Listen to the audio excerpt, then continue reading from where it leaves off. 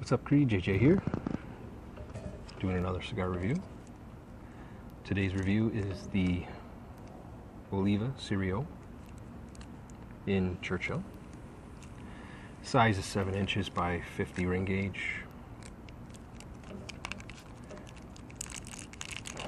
It's been sitting in my humidor for a while now. Love that barnyard smell. I don't know what it is. The Nicaraguan tobacco, the barnyard smell just comes off. It's amazing.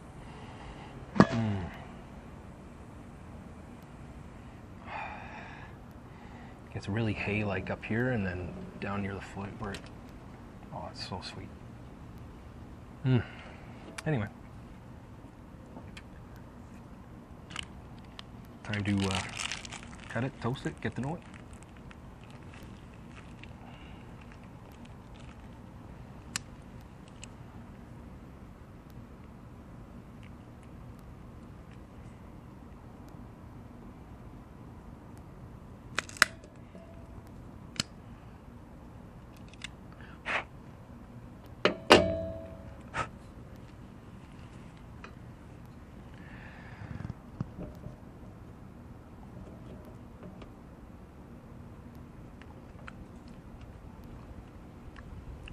Still a barnyardy type taste to it. A little sweet.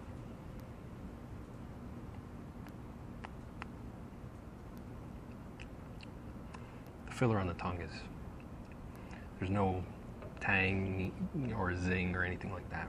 It's nice. A bit salty. Good.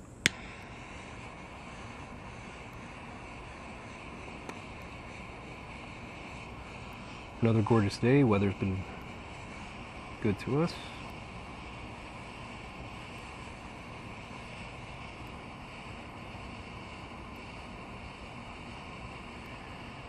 Anyway,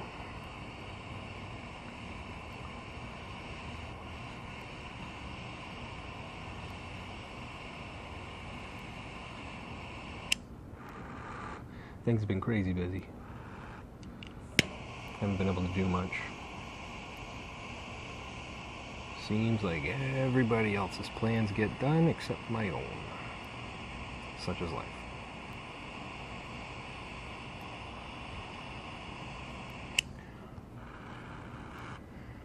Nice and white.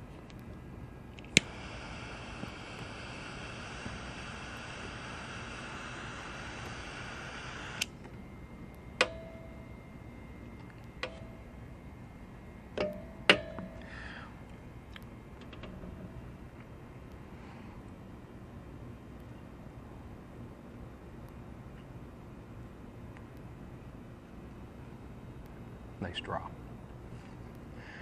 Really nice draw. Especially for a Churchill size. Just flows through it nice. Hardly any resistance.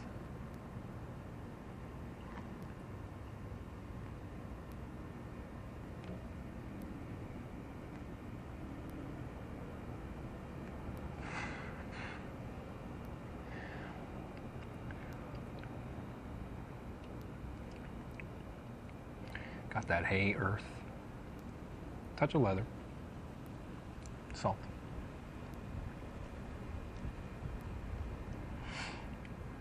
Got some good spice to it.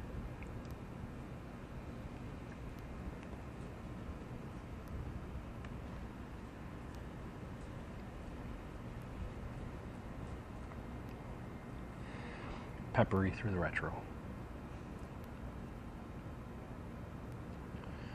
Anyway, so there are two types of Olivas, and you've heard me mention the previous one, Fidel Oliva.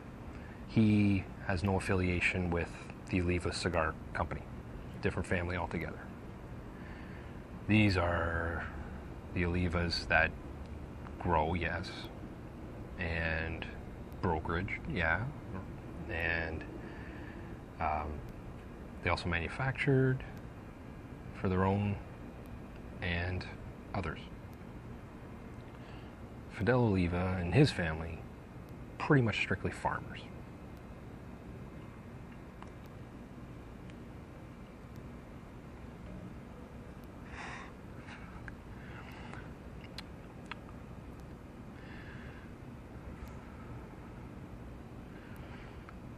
They were basically like the Robanas of Cuba, except the Oliva farmers were the farmers of the non-Cuban versions. Anyway, this particular family was,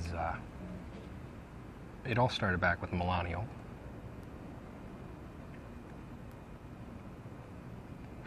You guys are familiar with the name, with the Mellow Serie V.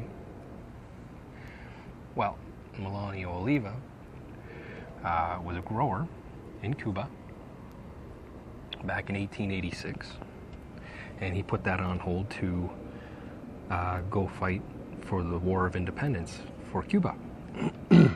And when he returned, returned back to the fields that he left, picked up and carried on.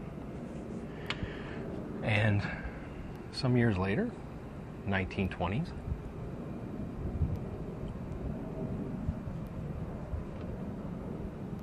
Mellow's son,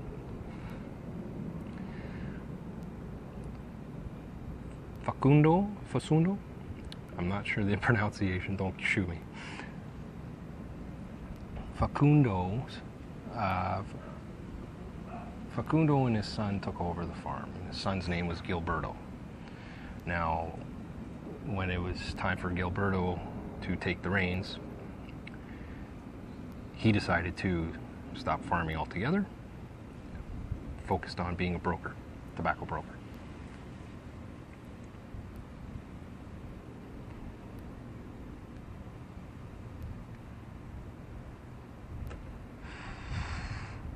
Now, in comes the late 50s, early 60s. Revolution forces families out of town, out of their homes, out of the island, basically. And with that, Oliva family went, and Gilberto fled, basically traveled around from country to country in search of that Cuban taste that he becomes so accustomed to. And as much as, people say, oh, Nicaragua is this and that, Cuba sucks, or whatever. Not everybody, some say. But all manufacturing routes that we have now, well, I shouldn't say all, there are a few selected, but anyway, majority of the older families of the new generation that are coming in and making cigars and that, they all came from Cuba. They all came from Spain and perfected their talents in Cuba. And then later generations passed, and unfortunately they were forced out. They went to other countries. So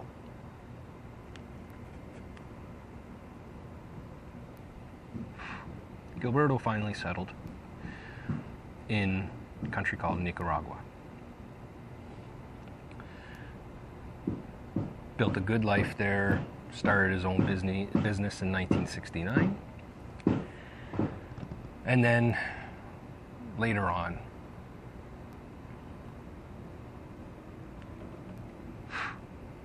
we have Sandinistas. We have the Sandinistas, we have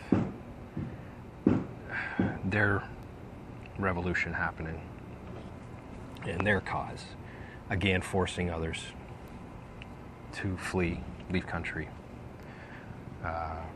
in fear of their lives. So once again, the Oliva family picks up and leaves,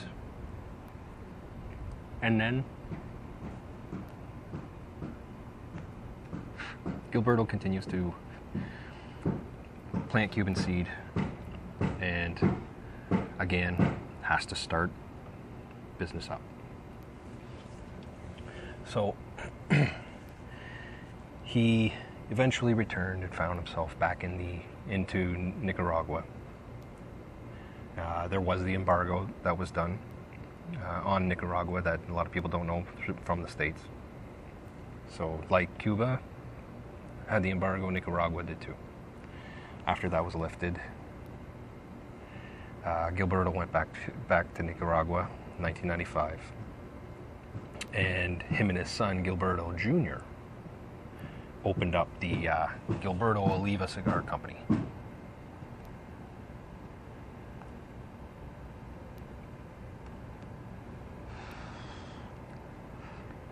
And with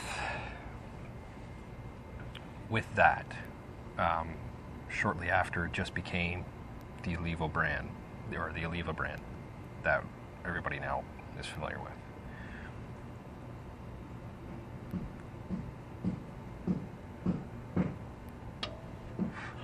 And like any good story,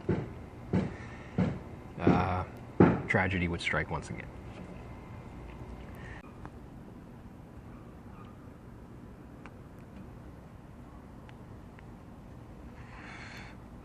Huge plumes of smoke coming off. Anyway, so we're just about nearing the end of our first third. Got a little sweeter, bit of graham, almost had like a honey for sure in that. Again, some leather, barnyard, a bit of hay. Now, bouquet is actually quite sweet, a little floral too. It's nice. Nice ash.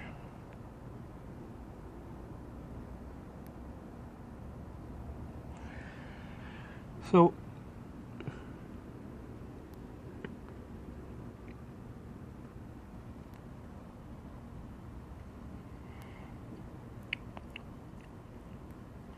very nice. 98, Hurricane Mitch comes through. Devastates the Americas. For 23 days. That's a long time to be, you know, have the crap kicked out of you throughout the islands. Anyway, at the time it was one of the largest hurricanes of that year. And basically put a big, you know, made a big dent and hit in the tobacco industry. However, the Olivas, like a few of the other larger manufacturers, were fortunate enough to have a surplus. So the Olivas that, you know, ended up having tobaccos aging for like a year and a half, 2 years in surplus. And basically because of that, kept them through the cigar boom.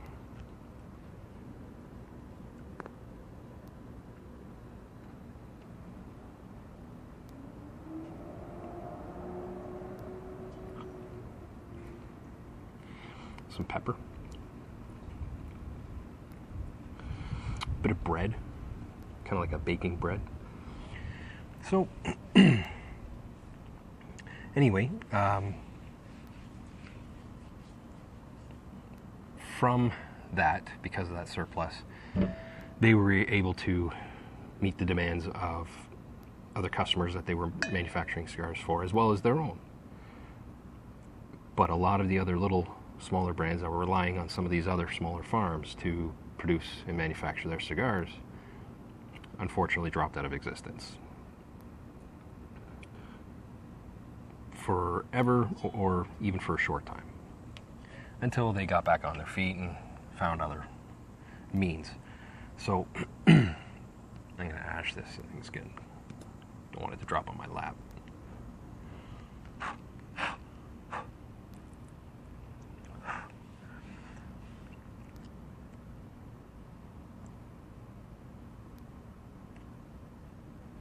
So in 2003, they ended up opening a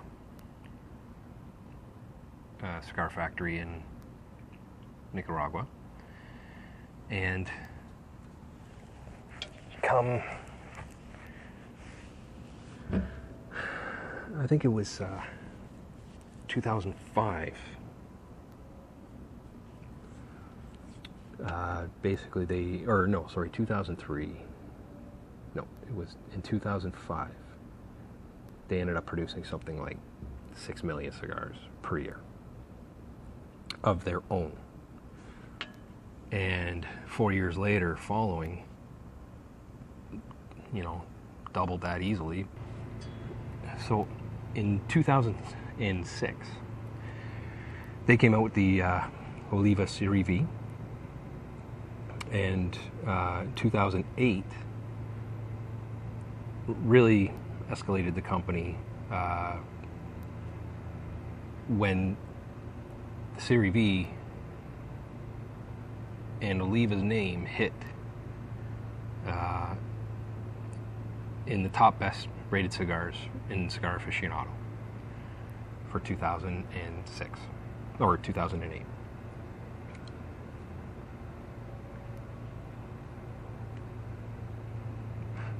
Since then, life's been good. Now in 2016, I believe it was in the summertime, 2016, last year, they were actually purchased. Sorry. And they were purchased by a company called J. Cortez Cigars. And J. Cortez still allowed the Oliva family to continue manufacturing, overseeing every aspect of the manufacturing and farming of the brand. So that was nice of them to do that.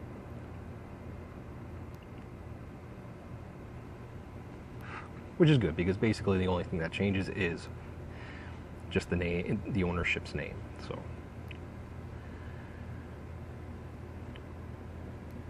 a little bit flaky. Pretty mellow flavors now on the palate. Nothing, not too spicy. Still got that graham and leather note. Bit of coffee kicked in too.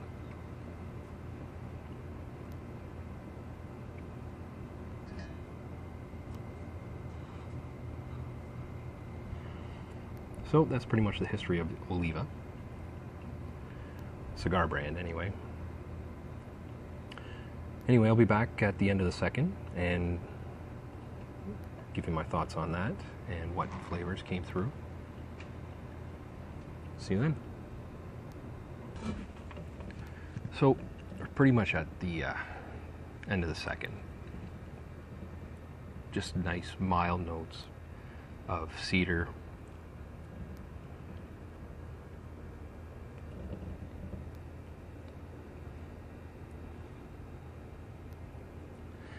Still peppery through the retro. Great burn on it. Nice, sharp burn. Good construction. Ash has been holding on pretty good. Been getting a good inch and a quarter ash. This one fell on my lap, if you really must know. I'm wearing shorts. Kind of stung on the leg a bit. Anyway. Been really enjoyable.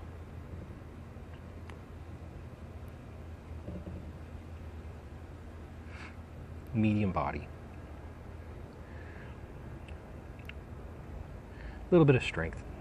Not too bad. Strength's starting to pick up, obviously, because I'm coming into the third now. Leather's there.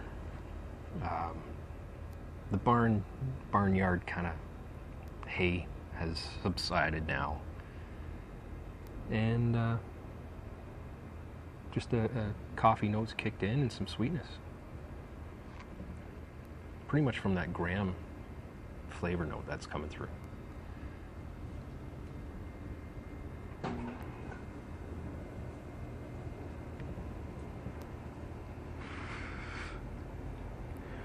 Good amount of smoke coming off the draw.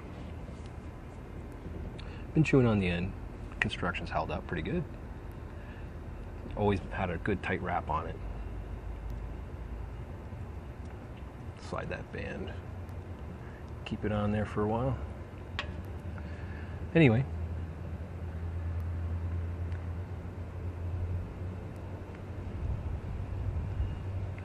Good foot smoke. Good draw smoke. I'll be back at the end of the third to give you an update. So I've smoked her down. I've moved the band as much as I could. And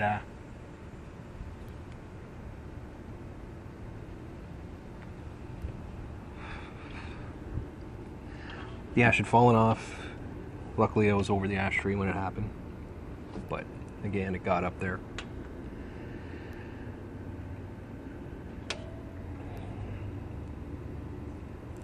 Move the band. Self-adhesive. No, it looks like some glue actually. Anyway. Spices picked up. Some peppers kicked in. That barnyard note came back. More leather.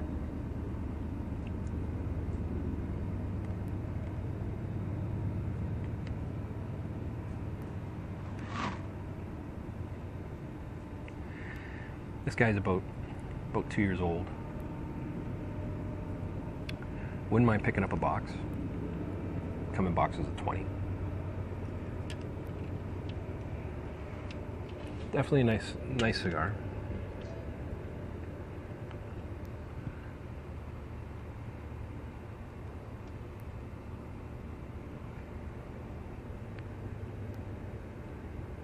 Strength's picked up a bit. Had some bread in there as well. Now, I went to refill my glass of water, and when I walked away, when I got some distance between me and the cigar, the aroma that was over there, filled from it, was like a sweet cocoa. It was actually really nice. I actually stood there for a minute, just kind of taking it in. And I can still kind of smell it now. It's not bad. Now, it is a Nicaraguan Puro. The wrapper binder filler are from different regions from Nicaragua, not just one area.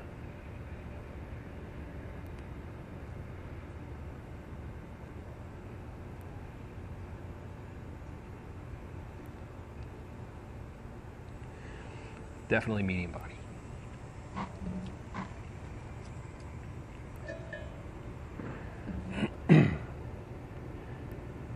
The series are great, you know.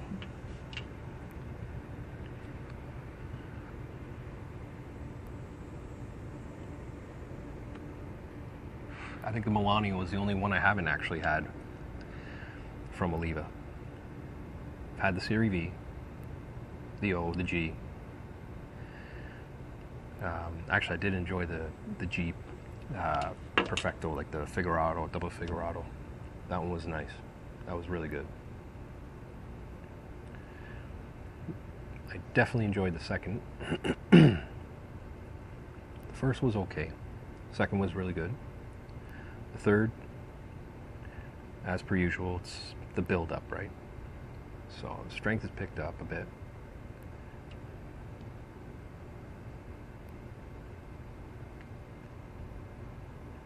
And the spice. So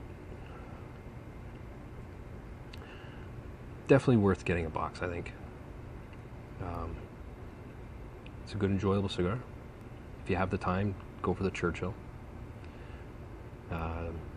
They do make it in Robusto, etc. But you know, I like the Churchill because it's a longer cigar. It takes a little bit more time to get into the real good flavor details of it.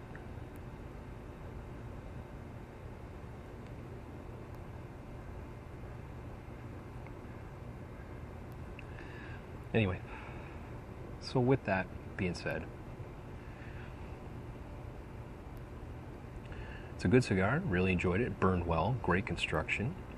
Had a good tight roll on it. Medium to light visible veins in it. And yeah, that's pretty much it.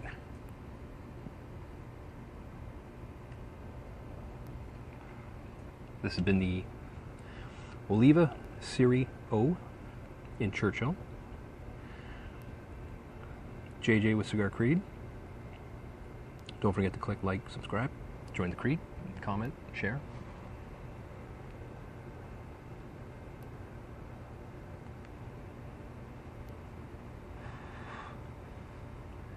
And enjoy. Thanks.